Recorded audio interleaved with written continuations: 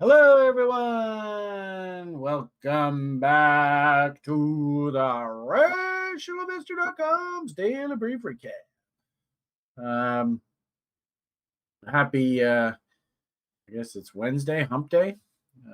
Actually, we have class this afternoon. Wednesday's a long day for me now. So I start with the battle stations first thing in the morning. Got some meetings that we do. Then daily briefs. And actually, we met last night for our secret options formula meetings. And actually, I even went and bought a couple of the ideas that we had from last night's meeting. Kevin was talking about them in today, and I was like, "Ooh, I forgot I wanted to buy that." So I actually did some buying in the market today. Oh, there you go, big blings. So it's Wednesday. It's about 20 after 10. Like I said, we just had our daily brief. On Wednesdays, Kevin does a nice little summary of what we talked about in the TRI SOF meeting. And of course, we have a crypto top 100 meeting tonight. So actually a really fun window here. Very active.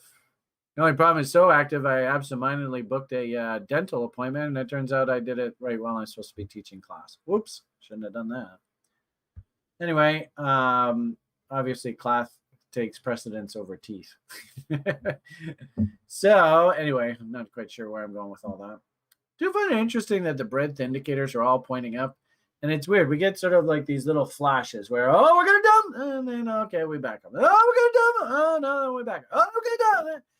And it's just not breaking, which I do find fascinating.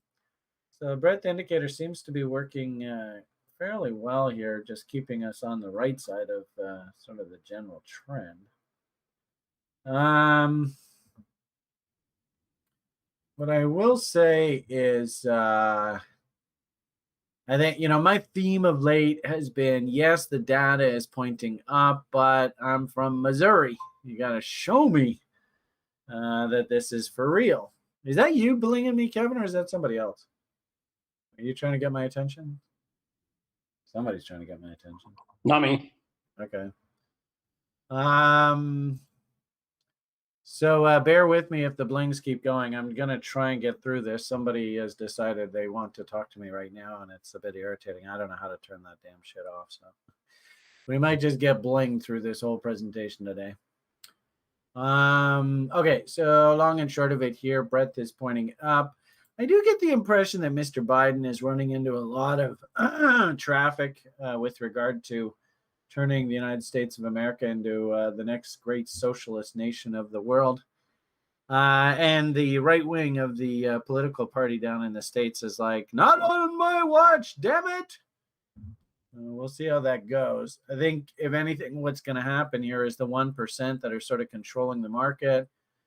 They're going to try and do everything they possibly can to freak the public out. But, the economy and the way the Fed is just juiced the system ridiculously.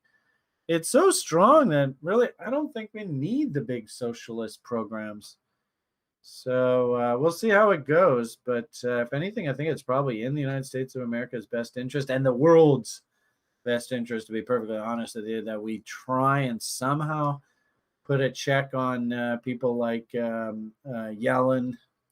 I think Klaus and Yellen are basically in bed together. Hey, there's an image. But let's try and rein in these socialists and try and take the power back. Power to the people! All that damn shit, right? And don't get me wrong. I mean, it's no better in my country. Oh, my goodness. My country, I went on at length today about how we have the gym teacher and Barbie running our government, which is scary. I know neither one of them really should be at the helm right now. And if anything, it's absolute perfect scenario that the banksters wanting to finesse this transition, basically get away with highway robbery here. They make sure that the gym teacher and Barbie are in control of local governments so that they can force them to do whatever the hell they want because they don't know what the hell they're doing. It's kind of funny, really. But anyway, this is the world that we live in. Get used to it. Total craziness. I think probably the biggest sort of message that I see out of the market, which is a bit scary, is, for your sheet, for example, what I like to look at is, where is it? the small caps versus the large caps. And you can see the small caps, they are just getting taken apart. And even just recently, I was kind of like, well, are we going to hold in here and turn back up, or are we going to just crap right out? And the problem, of course, is if we crap right out, you can see key support's way down here. So what does that mean? And I think this is the kind of environment where if the free money is turned off, then all of this sort of marginal, smaller names in our society, the meme stocks, all that kind of stuff, they could be in big trouble here. And you might see the junior part of the market really get hammered.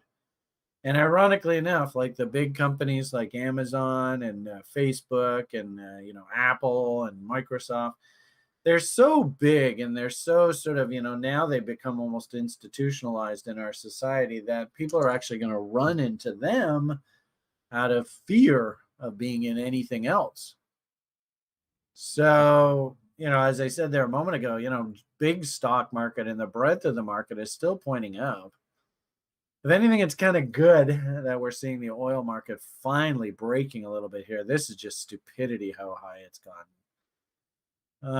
But at the same time too, I just wonder whether there's a lot of finessing going on here just to get this socialist program passed down in the States and get the U.S. taxpayer on the hook for another big whack of debt to prop up this whole capitalist fugazi. And the interesting thing, right, is if that spin is dying, then there's an old expression in the market, as the Canadian banks go, so goes the market. So do the Canadian banks kind of foresee this coming? Notice that the Canadian banks have broken again to new lows, and they're doing it on pretty heavy volume too. There's a bunch of sellers coming in here. So it's interesting. Of course, system says key reversal, double top breakdown, get short, buy puts, momentum, everything. Get short, get short, get short. And if anything, I'm so pleased at this because this is exactly why I wanted to build this screening system. And it should make us billionaires at TRI, not only through awesome trade signals, but also, I think we're building a better mousetrap, right? And the world is going to beat a path to our door.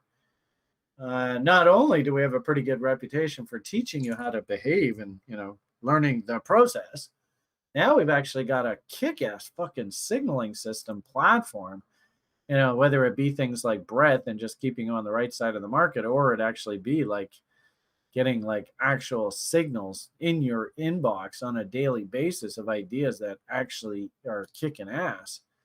Man, I'm so stoked. Oh, look at that. Kevin today.